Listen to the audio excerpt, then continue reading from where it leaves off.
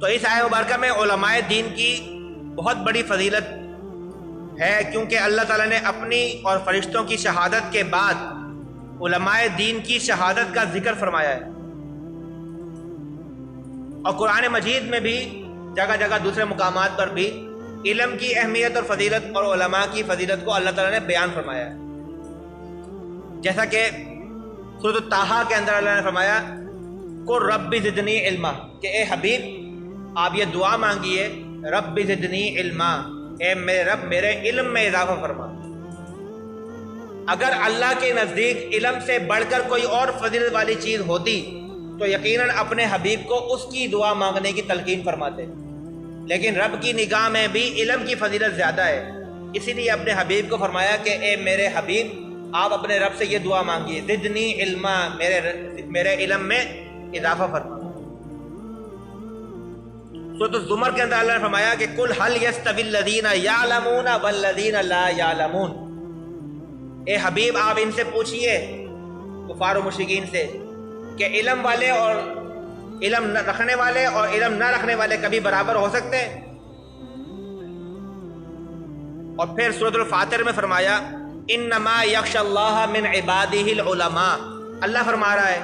کہ اللہ سے ڈرنے والے اس کے بندوں میں سے صرف کون ہے؟ العلماء۔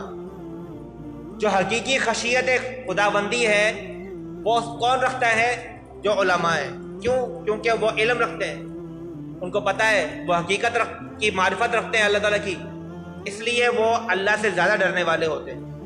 اور جو اللہ سے ڈرنے والا نہیں ہوتا وہ عالم نہیں ہوتا۔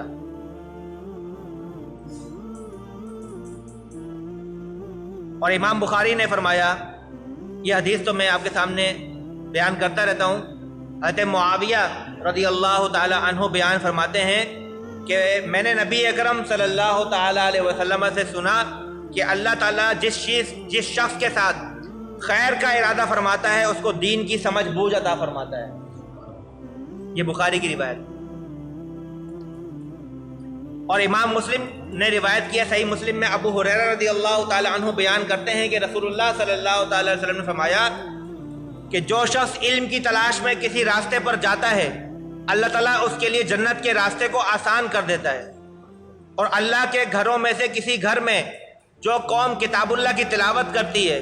اور ایک دوسرے کے ساتھ درس کا تکرار کرتی ہے اللہ ان پر سکون نازل فرماتا ہے، انہیں رحمت ڈھانپ لیتی ہے، ان کو فرشتے گھیر لیتے ہیں، اور اللہ تعالیٰ کا ذکر اپنے پاس اللہ تعالیٰ ان کا ذکر اپنے پاس فرشتوں میں فرماتا ہے، اور جس شخص کو اس کا عمل پیچھے کر دے تو اس کو اس کا نسب آگے نہیں بڑھا سکتا۔ صحیح مسلم کی روایت۔ اس میں کیا پتہ چلا کہ ایک تو جو شخص اللہ تعالیٰ کا دین سیکھنے کے لیے نکلتا ہے گھر سے تو اللہ تعالیٰ کی رحمت اسے ڈھانپ لیتی ہے، اور دوسری چیز کیا پتہ چلی کہ اللہ تعالیٰ ان لوگوں پر فخر فرماتا ہے، اپنے فرشتوں میں ان کا ذکر فرماتا ہے کہ یہ لوگ دیکھو میرا علم سیکھ رہے ہیں، میرا دین سیکھ رہے ہیں۔ اور پھر فرمایا کہ جس شخص کا عمل اس کو پیچھے کر دے اس کا نسب اسے آگے نہیں بڑھا سکتا، یعنی کہ یہ نہیں کہ میں جی شاہ صاحب ہوں یا میں جناب علی پیر صاحب کا بیٹا ہوں تو بھائی میں بخشا آیا ہوں، نہیں، ہر بندے کا عمل اس کا فیصلہ کرے گا کہ وہ کیا ہے، اس کا کیا رزلٹ نکلے گا۔ اور امام ترمذی اپنی کتاب میں فرماتے ہیں، حدیث نقل کرتے ہیں، حضرت عبداللہ ابن عباس بیان کرتے ہیں کہ رسول اللہ نے فرمایا کہ ایک فقیہ جو دین کی سمجھ بوجھ رکھتا ہے 1000 عابدوں سے زیادہ شیطان پر بھاری ہے۔ ایک عبادت گزار بندہ ہے اور ایک دین کی سمجھ بوجھ رکھنے والا ہے۔ دین کی سمجھ بوجھ رکھنے والا عالم دین جو ہے وہ عابد عبادت گزار سے 1000 گنا شیطان پر بھاری ہے۔ اور امام ابو داؤد سنن ابو داؤد کے اندر حدیث نقل کرتے ہیں، حضرت سہل بن سعد بیان کرتے ہیں کہ نبی صلی اللہ تعالی علیہ وسلم نے فرمایا کہ بخدا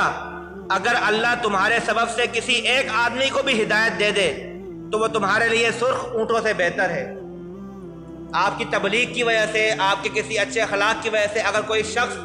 ہدایت پا جاتا ہے تو یہ تمہارے لیے کیا ہے؟ سرخ اونٹوں سے بھی بہتر ہے۔ اور امام ابن ماجہ جو ہیں، امام ابو عبداللہ محمد بن یزید ابن ماجہ سنن ابن ماجہ میں روایت کرتے ہیں، حضرت علی بن ابی طالب رضی اللہ تعالیٰ عنہ بیان کرتے ہیں کہ رسول اللہ صلی اللہ تعالیٰ علیہ وسلم نے فرمایا کہ جس شخص نے قرآن مجید پڑھا اور اس کو حفظ کر لیا، اللہ تعالیٰ اس کو جنت میں داخل فرمائے گا، اور اس کو اور اس کے گھر کے ان 10 افراد کے لیے شفاعت کرنے والا بنائے گا جن کے اوپر جہنم واجب ہو چکی ہوگی۔ حافظ قرآن کیا کرے گا؟ اپنے گھر والوں میں سے ان 10 لوگوں کی بخشش کرے گا،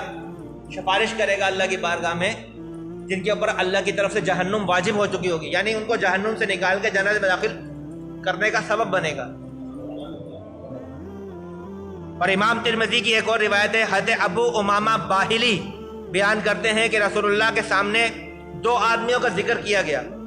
ایک عابد تھا، عبادت گزار تھا، دوسرا عالم تھا۔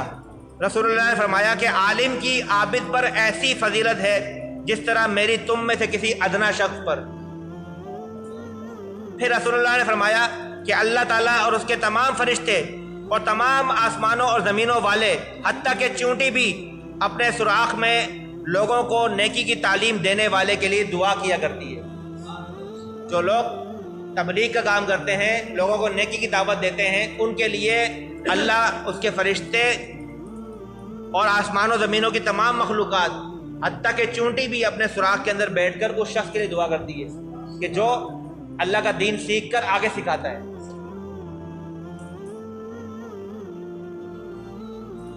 اور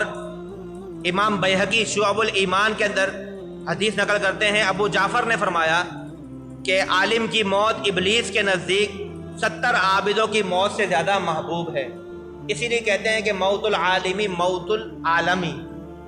کہ ایک عالم کی موت جو ہے عالم کی موت ہوتی ہے، جہان کی موت ہوتی ہے۔ ایک عالم کا مر جانا،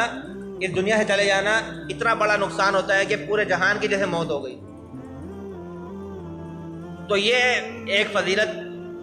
اللہ تعالیٰ نے اپنے نام کے ساتھ اہل علم کا نام ذکر کر کے شہادت میں شامل فرما کر کے ان کی رتبے کو بیان فرمایا، اور یہ احادیث میں نے آپ کے سامنے نقل کی۔